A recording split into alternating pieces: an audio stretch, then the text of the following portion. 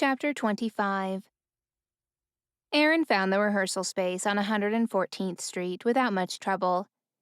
She was half an hour early, so she loitered in front of the glass and steel skyscraper, watching people passing by. Most were dressed in business clothes, but it was easy to spot the tourists with their shopping bags and comfortable shoes. Almost everyone had a cell phone in their hands. When the time finally came, she took a deep breath and went inside. The elevator was almost full, and the button for the 10th floor was already lit. Several people got off when the doors opened to a rather drab, very crowded reception area. The scene was instantly familiar. Men and women with heads bowed, studying their phones, and trying to pretend they weren't nervous. Most held glossy headshots. Erin suppressed a grin. It was nice to be on this side of the audition process for once. "Erin Parker?" she told the receptionist, in maybe a louder voice than was necessary, though she immediately felt silly for bragging. "Have a seat, they'll be with you soon," the woman said, waving her hand around the room. "Oh, I'm not here to audition," Erin protested. "Mona asked me to come read with the actors." The receptionist nodded. "Please have a seat, I'll check," she ordered, picking up the phone. There were no empty seats, so Erin wormed her way through the crowd to a spot against the wall. She took out her phone and pretended to be busy with it, like everyone else, but she was afire with curiosity, wondering who her new co-stars would be. Hopefully not the girl next to her, who smelled like she'd bathed in perfume. "Erin Parker," the receptionist announced after several minutes. Erin tried her best to look humble as she made her way back through the crowd. The receptionist pointed to a long hallway. "Third door on the right." Erin opened the door to find Mona, Jerome Kirby, and a dozen or so people she didn't know sitting behind a long table. Good grief, were they all from the production company? "Hello, Erin," Mona said pleasantly. "How can we help you?" "What?" "I'm here to read," she said, trying to sound confident. Mona said something to a woman with curly red hair, large black glasses, and a clipboard. The woman leafed through several papers and pointed at one. Mona nodded. "Erin, we're sorry. We do have you down to audition at 10, but we're running behind. If you'll be patient, we'll get to you as soon as possible." "Wait. Audition? But, no, I'm supposed to be reading. With them," Erin said, fighting to keep her voice steady. She waved her hand toward the hallway, where the room full of hopefuls waited. Mona's brow creased in confusion. Erin frequently had a dream where she showed up at the theater, only to find it was opening night and she hadn't memorized any of her lines. In the dream, she stood on the stage in the glare of the lights, mute and ashamed as the crowd began booing. As awful as the dream could be, this was worse. Much, much worse. She stared at the crowd behind the table. Could I speak with you in private, please?" she stammered to Mona, who nodded tersely. "What's wrong?" Mona said when they were in the hallway. I thought..." Erin took a shaky breath and tried again. "I thought I was Charlotte," she said. Mona's eyes widened in surprise. "Whatever gave you that idea?" "You told me to come at 10 for Charlotte," Erin reminded her, hoping desperately Mona was having some kind of stroke and would snap out of it. Understanding dawned on the director's face. "Oh, sweetie, no. I meant come at 10 to audition for Charlotte," Mona said. "I'm so sorry, you must have misunderstood me." "Okay, deep breaths. She could handle this. Okay, not quite such deep breaths. Wouldn't want to hyperventilate." "You said I was in the cast," Erin wheezed. "We signed contracts." "You are," Mona said. "We have you cast as Jane, but you are also more than welcome to audition for Charlotte. Just, if you'll please wait your turn." "Jane?" Erin tried to think. Didn't her contract specifically state she was playing the lead? How did she miss something so important? Because she was excited and impulsive and didn't stop long enough to examine everything carefully. She made assumptions and plowed ahead like she always did, signing her name on the line without so much as a second thought. Erin, we really need to get back on schedule, Mona prodded. If you want to audition for Charlotte, you're welcome to stay. But as I said, we are running behind. Somehow she nodded. Somehow she made her way back down the hall, through the lobby, and to the ladies' room, where she locked herself in a stall. Somehow her phone was in her hand, and her fingers were hovering over Matt's number before she realized what she was doing and shoved it back in her bag. She stood still, waiting for the flood of tears to start. Only they didn't. Erin blinked in confusion. Something as terrible as this should trigger a full-on crying jag. So why did she feel okay? Sure, she was disappointed and sad and mortified, but she wasn't hysterical. She wasn't going to die. The world wasn't ending. There'd been a mistake, yes. A colossal, awful, humiliating mistake.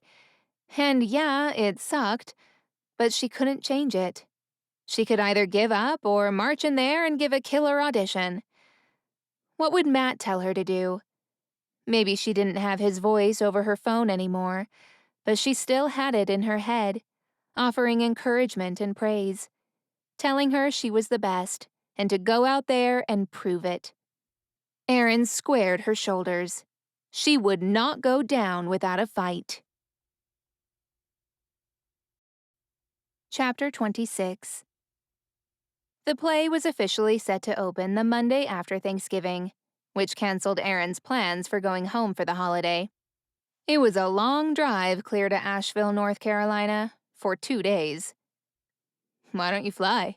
Brennan suggested. They'd just gotten out of a dress rehearsal and were walking slowly down the street to Erin's subway stop. Yeah, right, Erin scoffed. Thanksgiving is in 4 days. Even if I could get tickets, they'd cost a fortune. Brennan looped his arm around her shoulders and pulled her close. It couldn't hurt to check, right? There was no way she could afford a last-minute plane ticket, but he didn't need to know that. Since her move to New York, they'd spent plenty of time together, but they weren't exactly boyfriend and girlfriend. Yet. Brennan scuffed the heel of his brown leather boots along the icy sidewalk and gazed at the skyscrapers surrounding them. New York is so pretty in the winter, don't you think? It was. Despite the cold and the snow making the already narrow sidewalks even narrower and more crowded, Erin loved New York in the winter.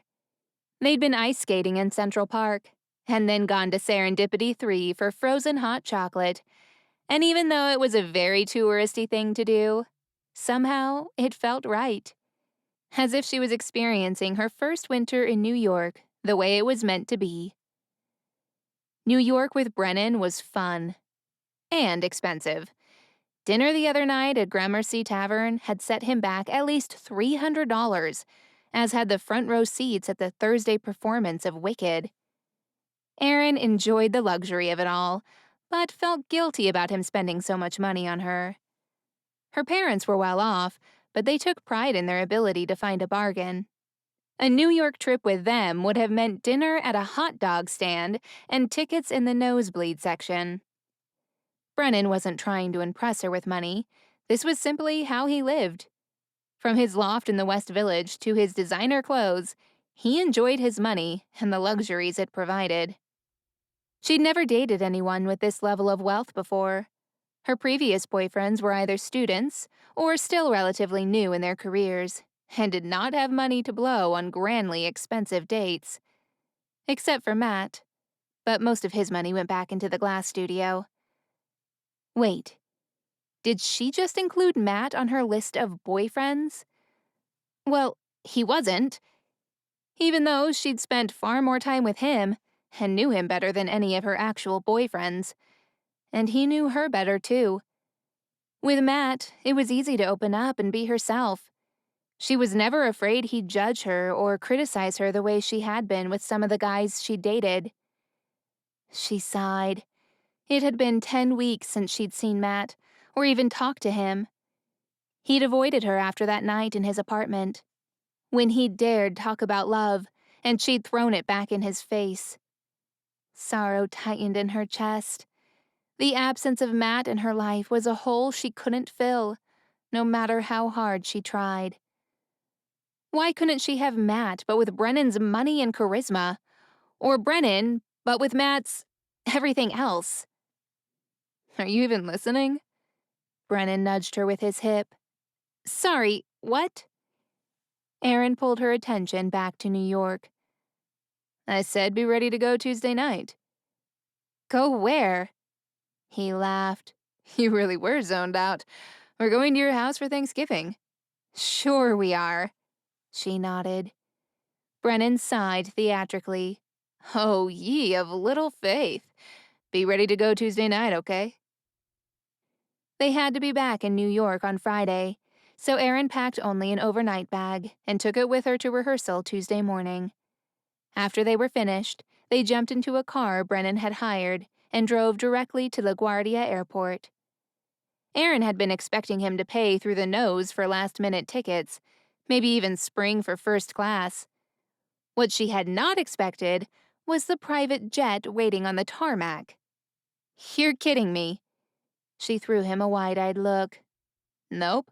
Come on. He reached for her hand to help her from the car. Erin hung back. This is too much, she protested. I never expected you to. I never asked you to. I know, silly. Brennan grinned. Now come on, they're waiting.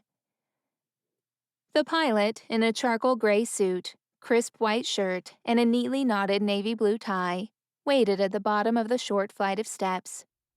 Watch your head, ma'am, he cautioned, as Erin climbed the steps and entered the plane. The cabin was laid out to maximize every inch of space, and outfitted with plush gray carpet and seats of soft black leather. The lighting was dim and the air smelled faintly of vanilla. How about there? Brennan pointed toward a bench seat for two. Would you like something to drink? The pilot came in behind them and opened a large cabinet stocked with bottles of liquor. Water? Erin asked hesitantly, feeling a little foolish for wanting plain old water when there were other, more sophisticated choices. The pilot smiled and handed her a glass bottle of ice-cold Voss water from the small refrigerator built into the cabinet. Please make yourselves comfortable. We're scheduled to depart shortly, he said as he left them alone. Erin looked around the empty cabin. Where is everyone else? Who else? Brennan asked as he shoved his luggage into a cabinet. The other people on this flight. He chuckled and shook his head. Just us tonight. Oh. She glanced around the luxurious cabin, large enough to seat 10. How much was this costing Brennan? And what was it going to cost her?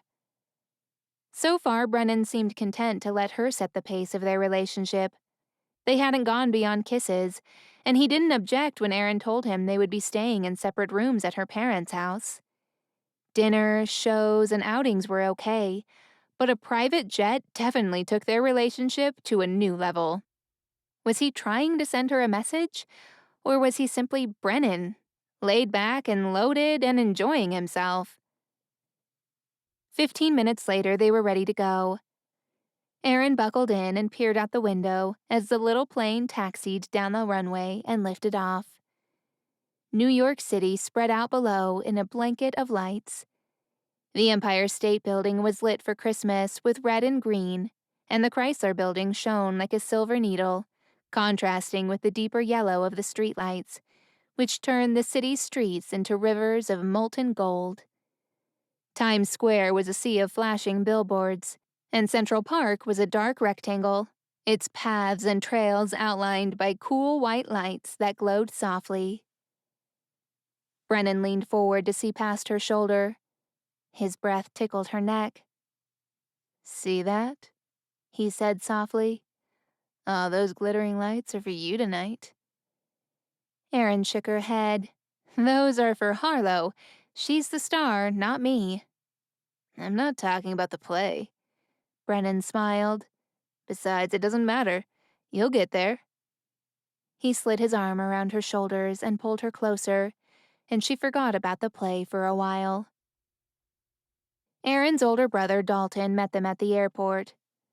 Mom's completely hyper, he warned them after they'd stowed the bags and he was maneuvering the big black SUV into traffic. She was thrilled when you could come for Thanksgiving, but when you said you were bringing a boy, she totally lost her mind. Erin sighed and threw Brennan an apologetic look. Better be prepared for some awkward questions. Sorry. He chuckled. No worries. Isn't that what mothers are for? Dalton wasn't wrong by much. Despite the late hour, their mother was waiting up, dressed in a chocolate brown pencil skirt and a cream blouse. Her light brown hair was styled in a long bob, and her makeup was perfect. I am so happy to meet you, she gushed, planting kisses on both of Brennan's cheeks. I've always been a huge fan. That was debatable. Erin wasn't sure if her mother had even known Brennan Avery existed before he joined the cast in Morgantown, but she wasn't going to argue.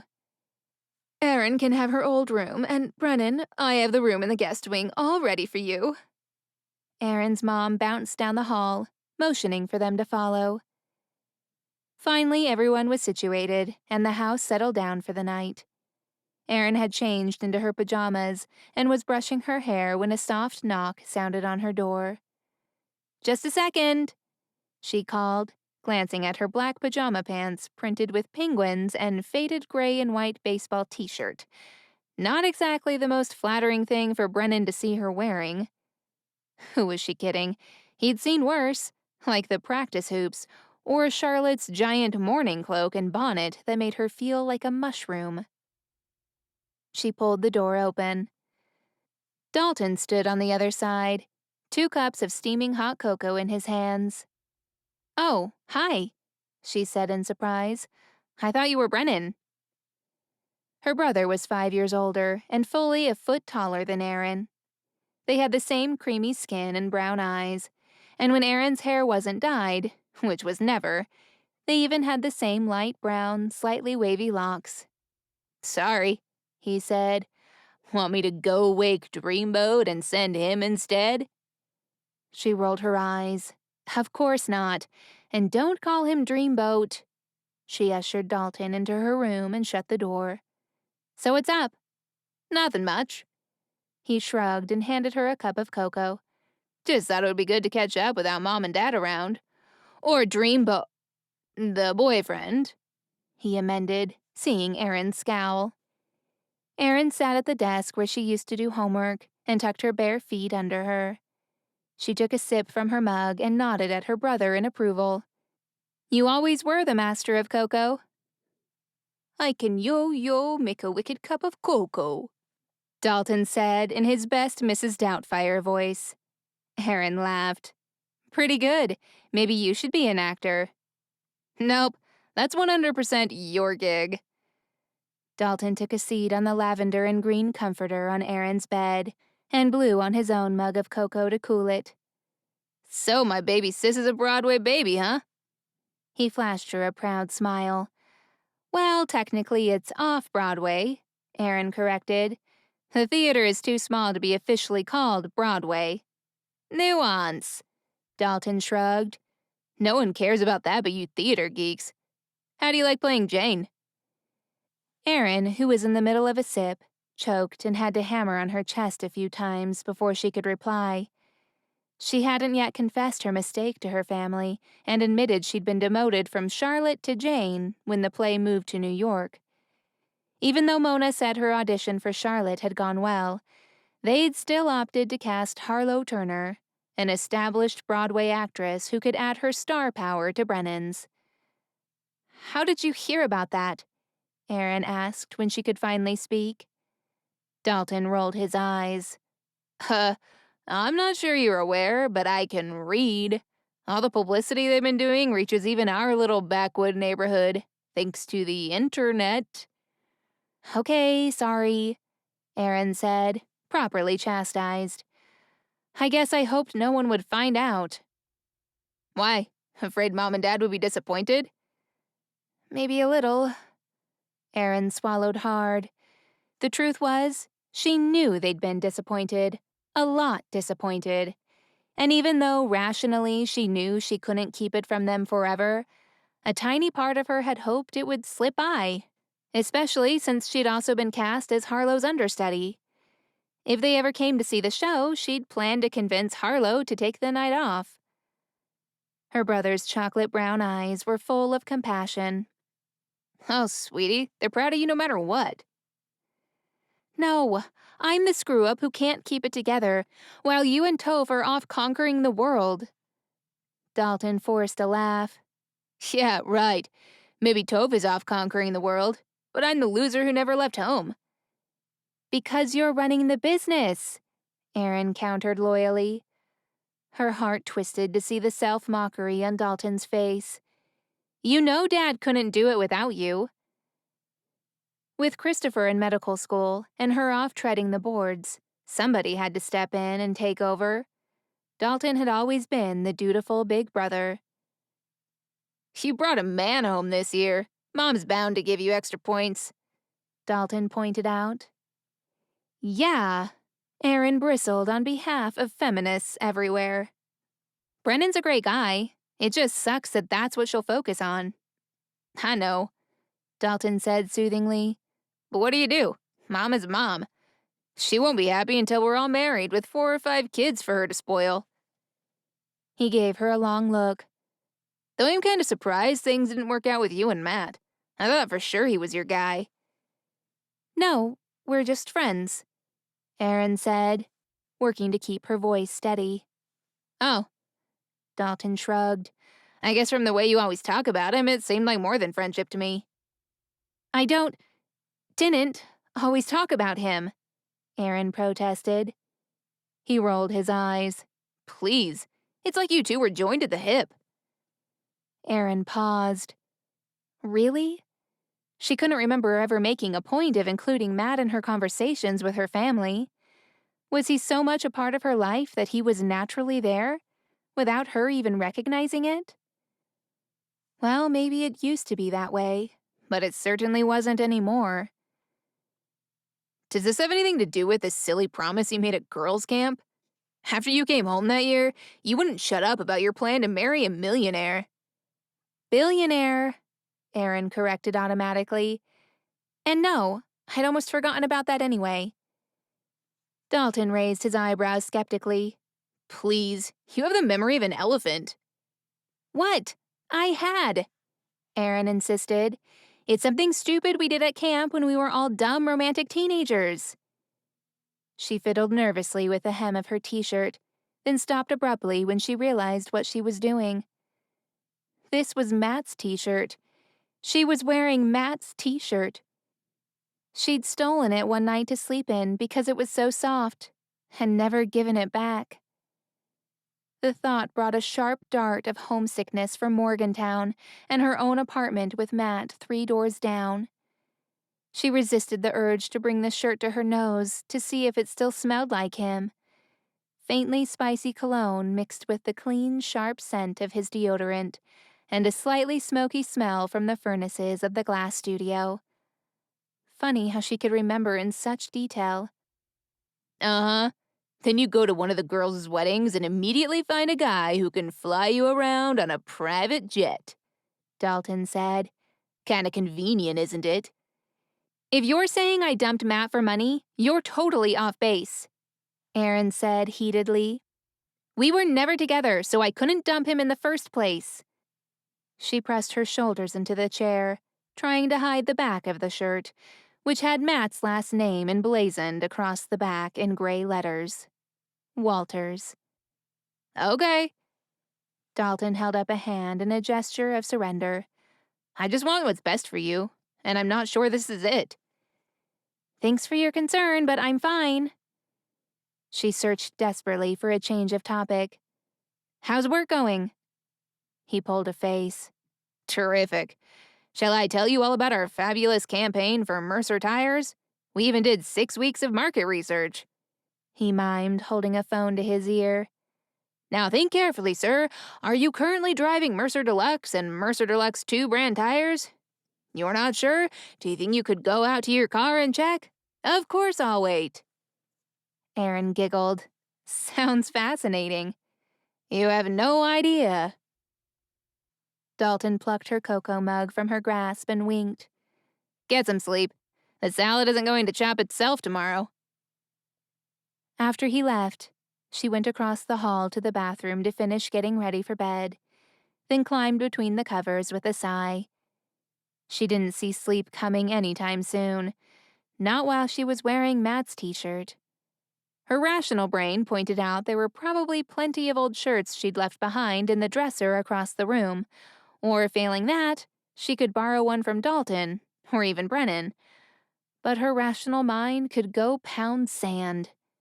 Lying here wrapped in Matt's shirt, she could pretend they were still friends, and that she didn't have the constant burn of missing him blazing in her chest. Thanksgiving at home was a comforting routine. Though he acted standoffish at first, Erin's dad quickly warmed up to Brennan, especially when he heard about the private jet. It made Erin slightly ashamed to see how easily manipulated her father could be by money. At least she wouldn't have to ask him for another loan.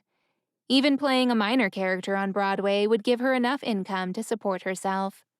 Not in grand Brennan style, and she'd probably have to find a roommate in order to afford an apartment, but it was a start. Dad and Dalton watched football in the office while Erin and Brennan helped Mom prepare dinner. They kept the Macy's Thanksgiving Day Parade on in the kitchen so they could watch the performances from the hottest Broadway musicals while they stirred, chopped, and peeled. Home never changes, Erin sighed later as she set the table with her mother's autumn harvest-themed china.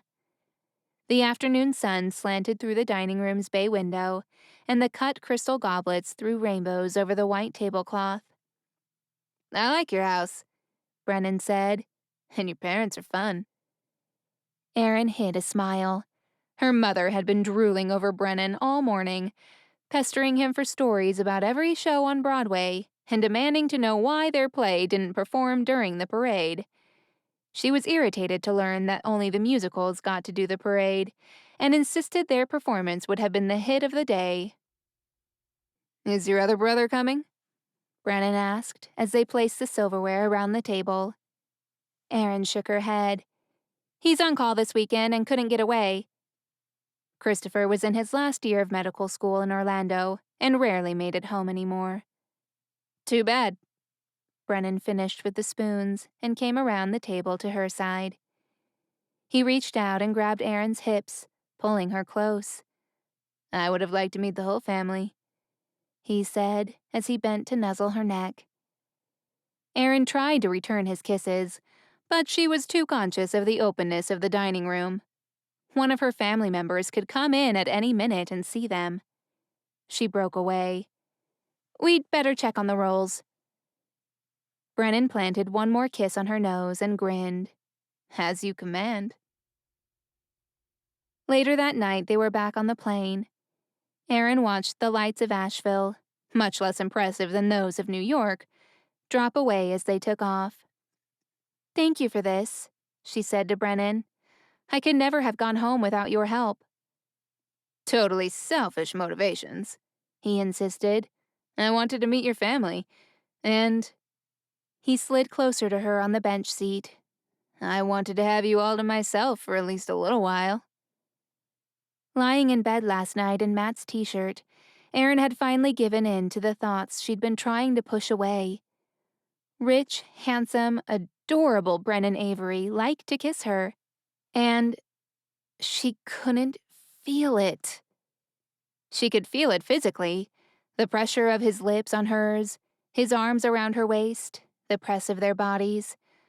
But emotionally, she never felt as if she was absorbing the entire weight of the kiss. Something always intruded in her thoughts, pulling her attention away from Brennan. Determined to feel it this time, Erin threw her arms around his neck and squeezed her eyes closed. She drank in his familiar taste and smell of mint and the scent of his cologne. Something stronger and more exotic than Matt's, probably more expensive too. "Stop thinking about Matt, you idiot!"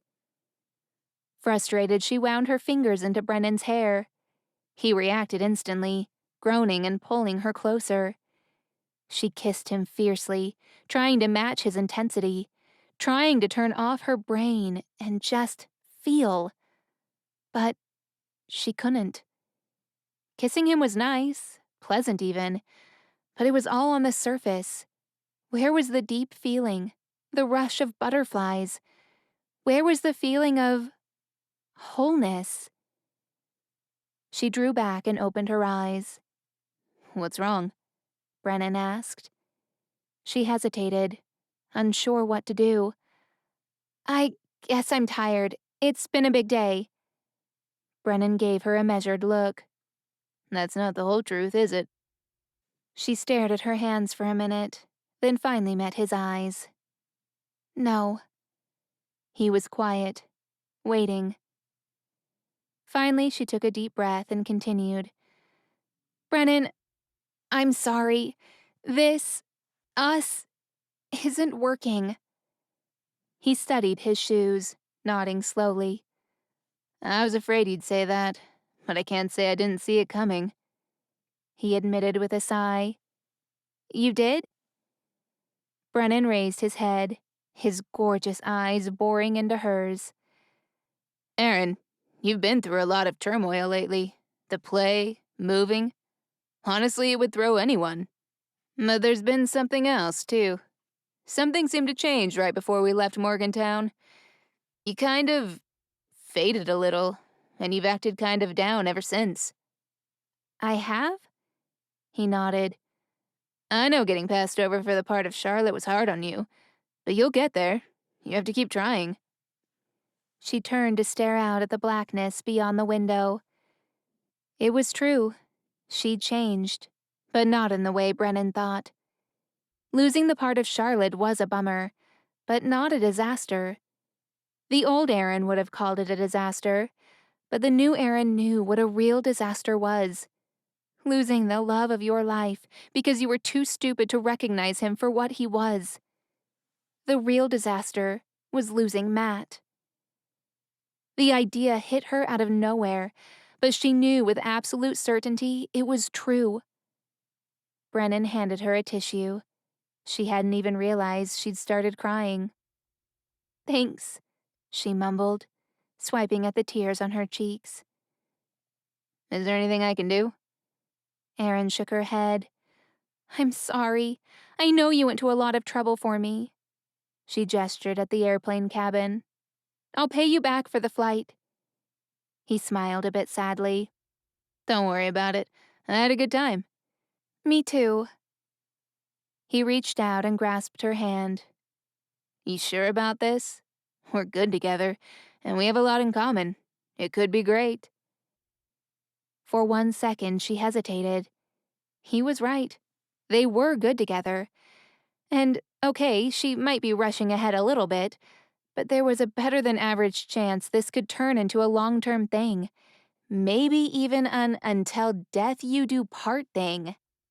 But she knew it was hopeless. In spite of all his charm, it wasn't Brennan she wanted. It was Matt. Thoughts of Matt brought a dull ache in her chest, mixed with a raw, unsettled feeling, and a deep longing. Brennan must have read his answer in her face. He gave her a sad smile and kissed her gently on the cheek. "I think I need some alone time," he said, getting up from their seat. "I'm sorry," she managed. "Me too." Brennan moved to the back of the plane, and Erin pressed her forehead against the cold, dark window. Her heart ached at the thought of losing Brennan, but along with the hurt was a small spark of something else. Love. She'd finally seen it, recognized it for what it was, and accepted it. And now she could try to claim it. Maybe Matt would forgive her, and she could fix what had broken between them. Chapter 27. Matt threw the remote across the couch in disgust. 300 channels and there was still nothing good on evening TV. Okay, maybe that was unfair. With his current mood, even a Lord of the Rings marathon probably wouldn't satisfy him. Not with how restless, irritable, and bored he'd been feeling. And lonely. He dragged his hand through the 4-day stubble at his jaw. Even shaving had felt like too much effort lately. When had he become such a slob? When Roswell was taken away. When his business folded. When Erin left. He knew he was being sulky and morose, but honestly, there was only so much a guy could take.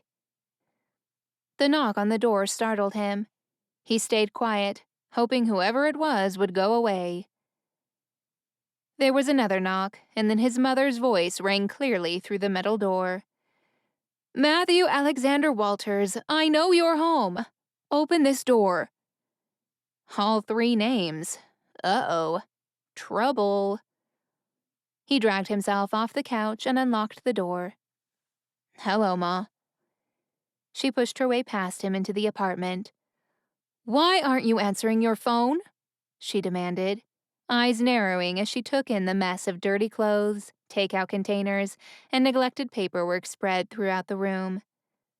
"I needed some alone time," Matt said feebly. She'd never buy it. His mother scooped a wadded-up blanket from the couch to the floor and sat down with a huff. "Do you think you're the only one who's hurting right now? Corbin could really use your support." "I'm sorry," Matt mumbled, taking a seat in the easy chair, being careful to stay out of her range. Ma had a mean set of fingers and wasn't slow to deliver a brain-jarring thump to a skull when required. "What's the latest?" he asked. He'd been avoiding the studio all week. She sighed and smoothed an errant hair away from her face. "If we can pay a lump sum to get current on the interest and the late fees, they'll tack the missed payments on the end of the loan." "Gee, how generous," he said sarcastically. "So we max out a few more credit cards to pay up to date. Then what? Don't they think if we could make the monthly payment, we would? We're not sitting on some hidden cash reserve and trying to get out of paying the loan." "Yes, I know, thank you. You can stop shouting at me," his mother said calmly. "Sorry." Matt lowered his voice. He wasn't aware he'd been shouting. "It makes me so mad. What are we supposed to do?" "I know, it makes me angry too.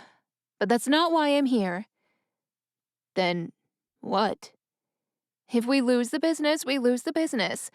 We certainly wouldn't be the first or last small business to go under." "I don't want that," she said, cutting him off when he began to protest. "But we knew the studio would be a risk. It's a miracle we've been able to hold on to it this long. What I'm worried about right now is you." "What do you mean?" "Everyone has setbacks and disappointments, Matt. It's part of life. But you're letting it change you, and I don't like it." She gave him a steady look. Suddenly, he felt 9 years old again, squirming under her direct scrutiny. "You let Dad's death change you," he blurted. The words were out before he realized it. But it was the truth. Part of his mother, with her warm eyes and infectious laughter, had slipped away the night Dad died, never to return. "Yes, I did," she answered softly. "And I wish every day I'd been stronger." "You've been plenty strong," Matt objected. "I guess we can disagree on that." She picked up the blanket from the floor and began folding it, smoothing out the wrinkles across her lap. "Your dad was a very special man, and I miss him very much. But when I look at you, I see him, and that helps. You're just as creative, just as talented, and just as passionate." Matt shook his head. "No, I'm not passionate," he said. "Erin's the passionate one. She's got spirit and fire and willpower. I'm just a big dumb dreamer who can't handle reality. Not true, Ma said. Passion comes in all forms. Erin's variety is loud and showy. Yours is quiet and steady. Yours comes from inside. It's quiet at first, but it grows. It learns, and if you let it, it guides. Tears filled his eyes, and he studied his hands. The burn marks and the calluses that spoke to thousands of hours of work, pain, and sweat. And you're just as stubborn as your dad. He never gave up on something he wanted, and neither do you. Shame pounded through him. What can I do? He whispered. She set the neatly folded blanket gently on the couch and stood, arms outstretched. You can start by giving me a hug. Matt gathered his tiny mother into a hug, drawing strength from her belief in him. Don't give up, okay? She whispered. No matter what happens, don't let it change who you are. I won't, he promised. And take a shower. She swatted his arm. You stink. Matt hit the shower after Ma left and emerged feeling more energized than he had in days. He wolfed down a peanut butter sandwich and fell to cleaning the apartment with a vengeance. It was well past midnight by the time he finished, and even though none of his problems were solved, he did have to admit he felt better. He ran the dust rag along the bookshelf, working it carefully over the sculptures and bits of glass he habitually brought home from the studio. The first paperweight he ever made, misshapen and ugly, but still precious. An early version of his attempts to create an owl, a couple of glass knots, and on the top shelf, a yellow flower. Erin's yellow flower. He'd brought it home, but he never had the chance to give it to her. Now he picked it up and twisted it in his hands, studying the way the saffron glass caught the light, remembering the day he'd helped her make it. The concentration on her face as she'd rolled the pipe and pulled at the individual petals. Her cute little bunny hop of excitement when it was finished, and how she'd made him open the lyre again so she could gaze at it. What if... He put the flower back on the shelf and went to his bedroom for his phone. Dude, it's 1 a.m, Corbin said when he answered Matt's call. I know, sorry, but hear me out on this, Matt said, then launched into his idea. They talked for over an hour, and by the end, Corbin was as pumped up as Matt. He immediately went to work on the website. Corbin wanted to meet early the next morning, but Matt had something else to do first. He started calling pet shelters as soon as they were open and found Roswell at the second number. We do have a dog matching your description, the guy on the phone said. But he didn't come with a name, so I can't guarantee it's him. You can't go yell his name and see if he answers? Matt bit back a retort. I'll be there in 10 minutes, he said instead, reaching for his shoes. Roswell was lying in a cage, his back to the chain-link gate. The concrete had to be cold and damp, but he'd refused to use the large pillow in one corner. You wanted to look as pathetic as possible, right? Matt said dryly. At his voice, Roswell's head whipped around and he sprang to his feet, tail wagging so hard it echoed off the brick wall of his cage. You're lucky. Not many people adopt pets this time of year, the shelter worker said. We normally don't keep them this long, but since he's a purebred, we were pretty sure someone would come looking for him. He fixed Matt with the stink eye, as if demanding an explanation for why he'd taken so long to show up. Matt ignored him. Instead, he stuck his fingers through the chain link, and Roswell immediately began licking him. Hey, boy, Matt laughed. Shall we go home? Roswell stood with his front paws on the gate of his cage, whining the entire time Matt filled out the paperwork and paid the adoption fee.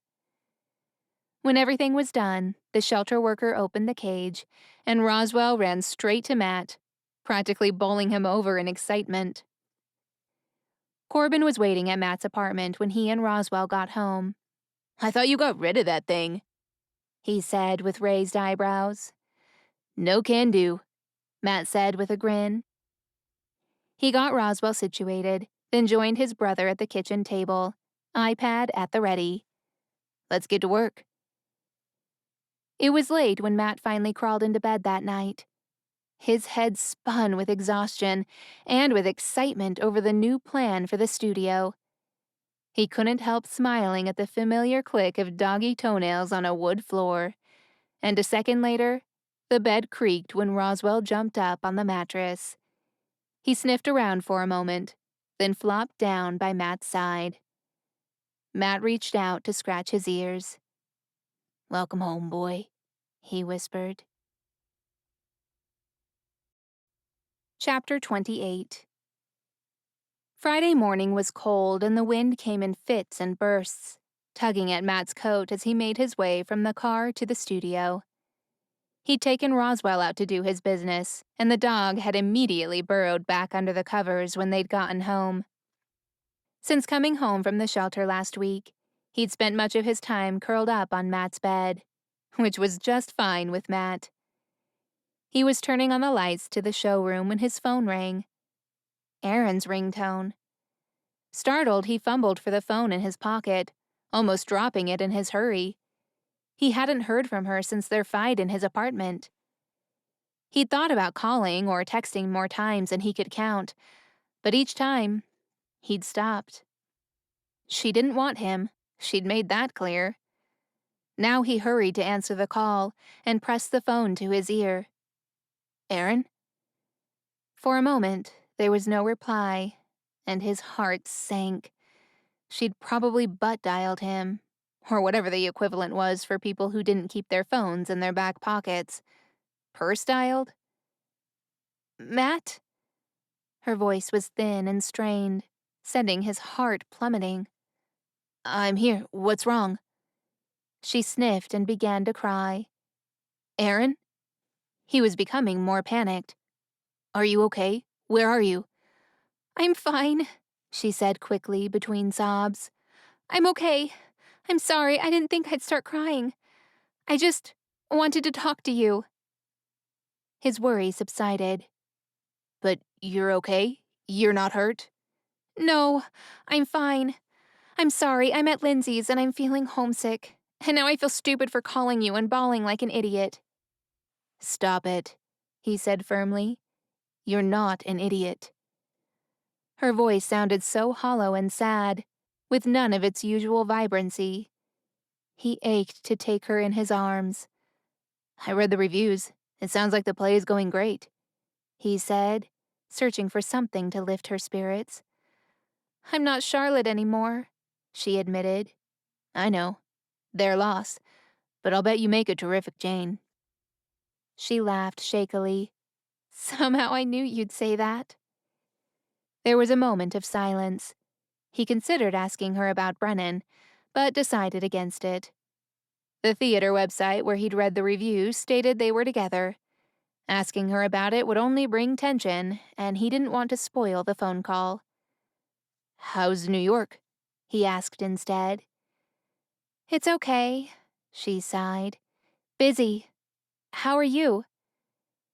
He was about to reply when Corbin banged through the door. "You should see the website," he said with a whoop before he saw the phone pressed to Matt's ear. "Sorry," he mouthed, backing away. "Who was that?" Erin asked. "Corbin." Matt couldn't help grinning at the excitement on his younger brother's face as he pulled his laptop from his bag. Clearly, he had good news. "I didn't realize you were at work," Erin said. "Hurry," Corbin whispered. He flipped the computer around, and Matt's mouth dropped open when he saw the screen. Erin must have sensed his distraction. "I'll let you go," she said. "I was just calling to say hi." "We can talk later," Matt suggested. "I could call you tonight." Her voice cracked, and he could tell she was close to crying again. "I don't get home from the theater until around midnight," she said. "It's okay. I just wanted to say hi and tell you how sorry I am for everything." His focus snapped to the phone. "I'm sorry too," he said. "I can talk longer right now if you need." "It's okay," she said tearfully. "I need to go too. I just. I miss you." "I miss you too," he said, heart pounding. They said goodbye, and Matt forced himself to focus on Corbin's computer. "Are all of these legit?" he asked in disbelief. Under the heading Glass Blowing Lessons on the studio's website, Corbin had installed an app where customers could book lessons. Almost every slot for the next 2 months was full.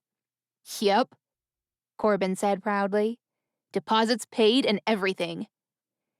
Matt had had the idea to offer classes when he'd seen Erin's flower at his apartment. He and Corbin had made glass flowers in a rainbow of colors and put pictures on the website, along with a scheduling app. Corbin had put the word out on community websites and gotten the local news station to come by with their cameras and do a story on Morgantown art glass. The response had been overwhelming. Maybe they couldn't sell a ton of blown glass in Morgantown, but they could sell the experience of making blown glass. If the trend held, they'd be operating in the black for the first time in years. But Matt's sense of elation was tempered by the phone call. Erin had been crying. She missed him. He turned his phone over and over in his hand, frowning. "What's wrong?" Corbin asked. "This is great news. Be happy." "I am happy," Matt said. "I'm thrilled." He made his decision. "Can you do me a favor? Well, 2 favors." "Okay." Corbin's look was skeptical. "Number 1, tell Ma the schedule is filling up. She'll be excited to hear it," Matt said. "Number 2, can you swing by my place a few times today to take Roswell outside? I'll take him out now before I leave. I have to go home and change anyway." "Leave? Where are you going?" Matt's face broke into a smile. "New York." It was already getting dark outside when Erin arrived at the theater. She signed in and made her way to the dressing room she shared in the basement with Mariah, who played Anne Bronte. Neither of them had any quick costume changes, so their dressing room was well away from the stage, down a rusted metal staircase and through a warren of hallways cluttered with stray scenery, costume racks, and broken light boards. The gloomy surroundings did not help Erin's mood. The call with Matt this morning had not turned out how she'd expected. Well, what had she expected? One phone conversation would dissolve the last 2 months and make everything rosy between them? He'd sounded distracted, and maybe even a little annoyed. Was he mad she'd called? Maybe he was moving on, and by calling, she was only stirring up painful memories he didn't want to relive.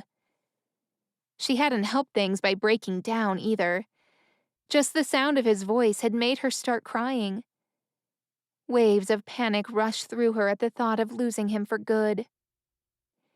Erin was loaded down with her purse and backpack, and she struggled through the doorway to the dressing room, which was partially blocked by black equipment boxes. "This has to be against the fire code," she grumbled.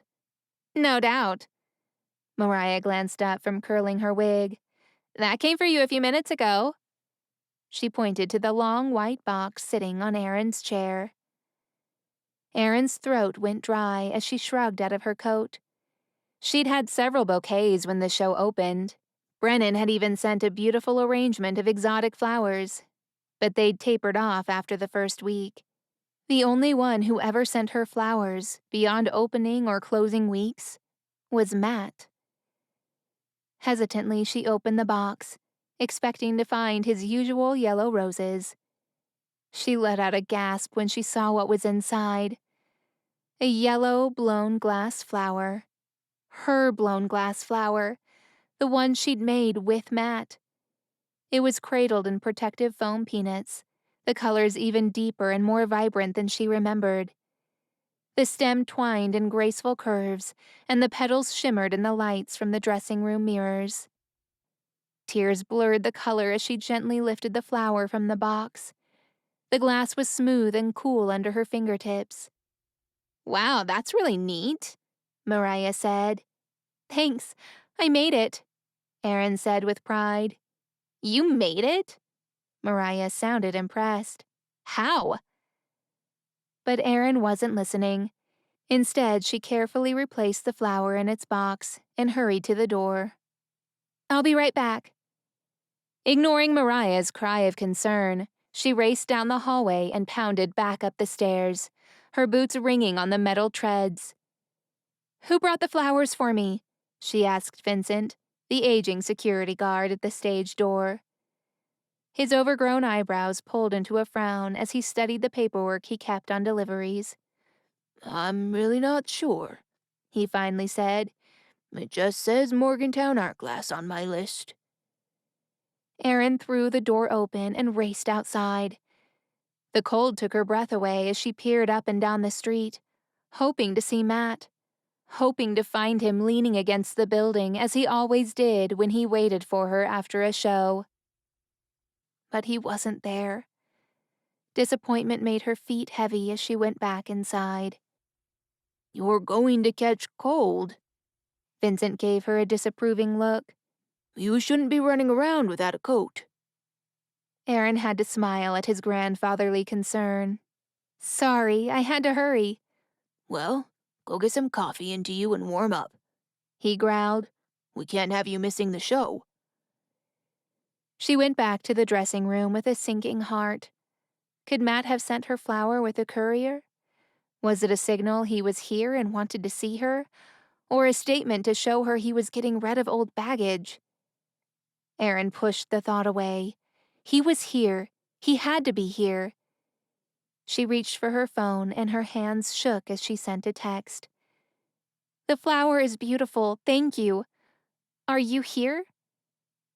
The wait seemed interminable.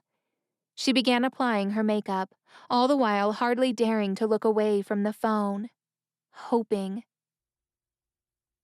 Just when she begun to despair, a message popped up. "You're welcome. Yes, I'm here. You okay?" She let out an explosive breath.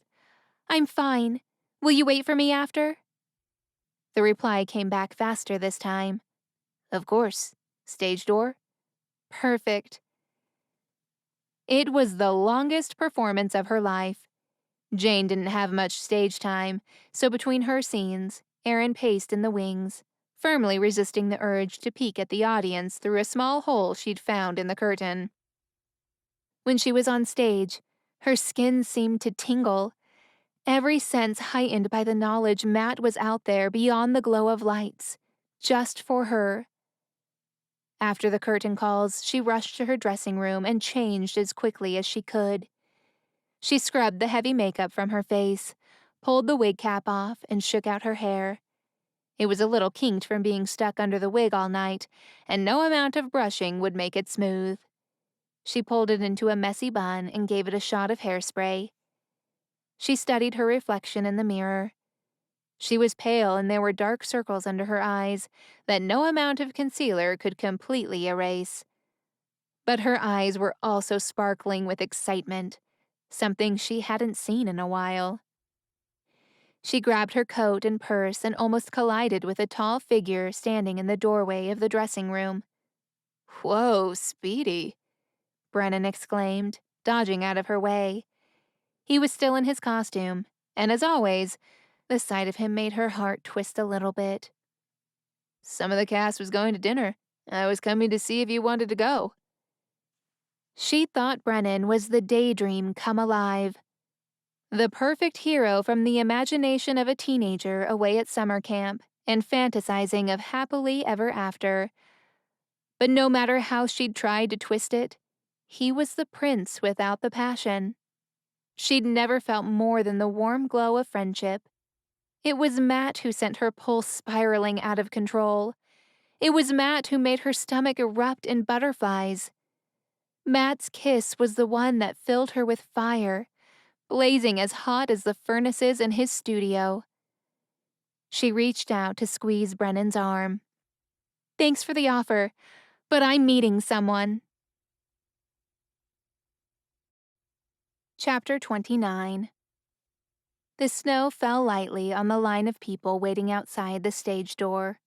Clutching playbills and cameras, they were becoming more and more impatient with every passing minute. Matt knew exactly how they felt, only he wasn't standing there hoping for an autograph. He was hoping for so much more.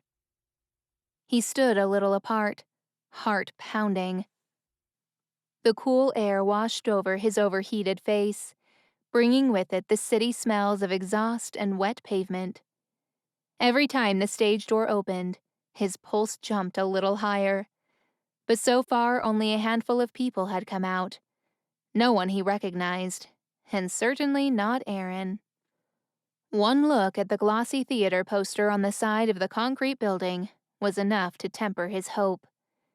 Brennan Avery stared down from the poster with his movie star hair and haunted eyes. A perfect hero, perfect for Erin. The door opened again, and he caught his breath as she stepped through, looking every inch the Broadway star, with her black belted coat and gold sequin scarf. Her pink hair was caught in a twist on the back of her head, but a few tendrils had escaped to curl down the side of her cheek.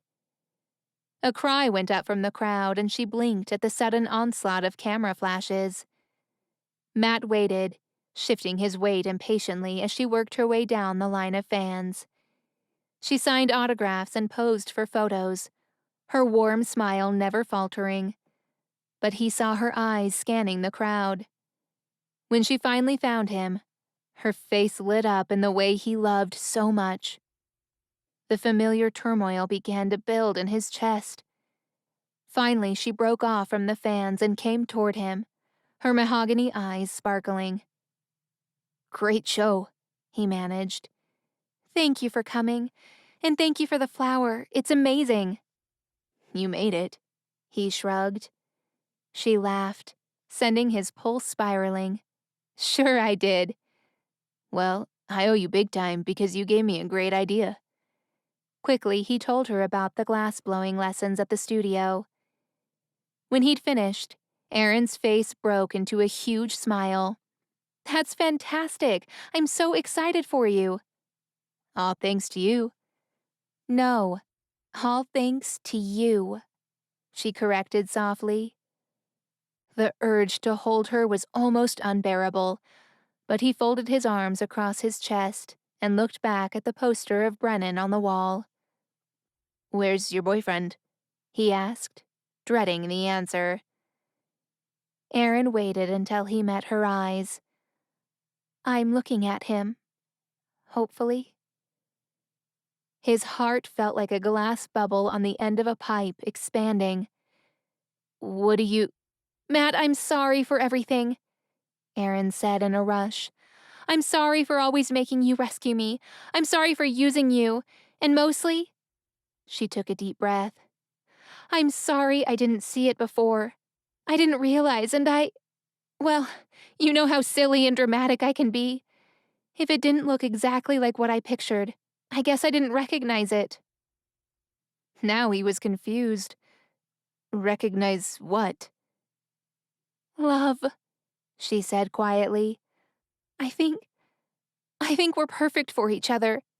Only I didn't know it until it was almost too late." Her eyes welled with tears. "Matt, you're my best friend, and I love you. Please, give me another chance." He stepped forward, one hand cupping her jaw, his fingers coming to rest in the nape of her neck. Gently, he pulled her toward him, and she raised her face to his. Breathless, his thumb brushed along her cheekbone as he touched his forehead to hers, then his nose, and finally, his lips. Erin's lips molded perfectly to his, her arms going around his neck as if they were meant to be there, as they were. His hands slid down her back as they kissed, clutching her hips, pulling her closer.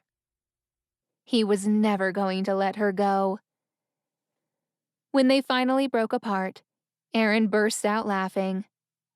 What's so funny? Matt asked.